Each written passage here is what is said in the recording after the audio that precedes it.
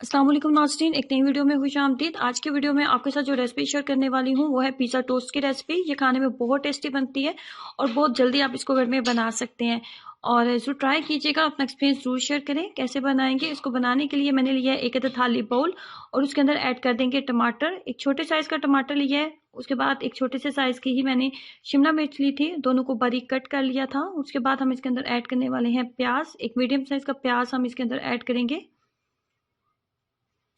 प्याज एक medium size का ऐड करना है और आपने बिल्कुल आमलेट की तरह जैसे प्याज काटा जाता है आमलेट में डालने के लिए बहुत बारीक, वैसे ही आप कट करेंगे।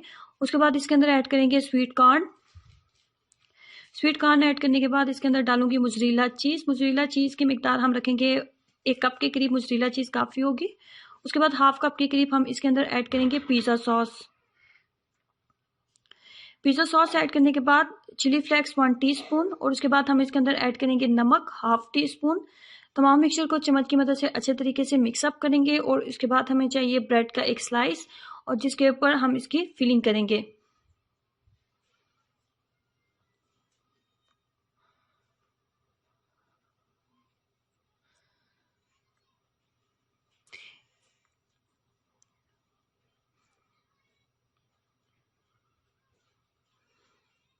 इस तरीके से तमाम ब्रेड के हमने पीसेस तैयार कर लिए। उसके बाद हमें चाहिए अंडे। अंडों की मिकदार हम रखेंगे 5 अदद। 5 अदद हम लेंगे अंडे और अंडों को अच्छे तरीके से हम फेंट लेंगे। 5 अदद अंडे लेने के बाद उनको अच्छे तरीके से फेंट लेने के बाद हम इसके अंदर जो चीज़ें ऐड करेंगे उसमें सबसे पहले है काली मिर्च का पाउडर 1/4 टीस्पून आप डाल लें। उसके बाद हम इसके अंदर ऐड करेंगे नमक। नमक हमने पहले भी मसाले में भी ऐड किया था, तो आप नमक अंडे में डालते हुए थोड़ा ध्यान रखें। बस इतना ही डालें जितना मैंने आपको दिखाया है। उसके बाद आपने इसके अंदर ऐड करनी होती है चिली फ्लेक्स। चिली फ्लेक्स भी आपने 1 टीस्पून डाल लेनी है।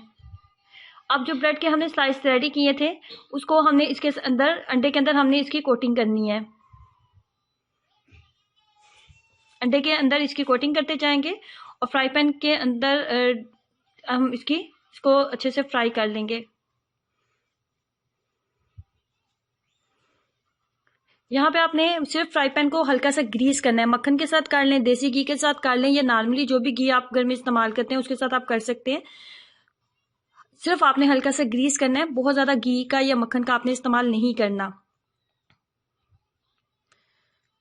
जैसे लाइट सा ब्राउन होने लगे हैं दोनों साइड्स और आपको लगे जो एग की कोटिंग आपने की है एग अच्छे तरीके से कुक हो चुका है, इसके साइड्स के ऊपर भी एग लगा है, इसलिए हमने इसकी साइड्स को भी अच्छे तरीके से कुक कर लेना है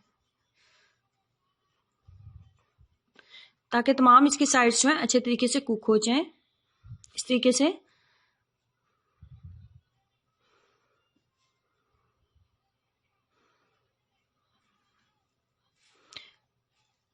आप दरमियान से इसको कट कर लें और इसके साथ बनाएं आप मज़ेदार चाय और इसको एंजॉय करें और अपना एक्सपीरियंस जरूर शेयर करें कि आपको ये कैसा लगा। और अपने बच्चों को जरूर बना के दें क्योंकि बच्चों को पिज़्ज़ा खाने में बहुत पसंद होता है, तो आपके बच्चों को ये रेसिपी बहुत पसंद आएगी। ट्राई कीजिएगा और अपना एक्सपीरियंस जरूर शेयर करें। वीडियो को लाइक करना और चैनल को सब्सक्राइब करना मत भूलें। अल्लाह हाफिज़।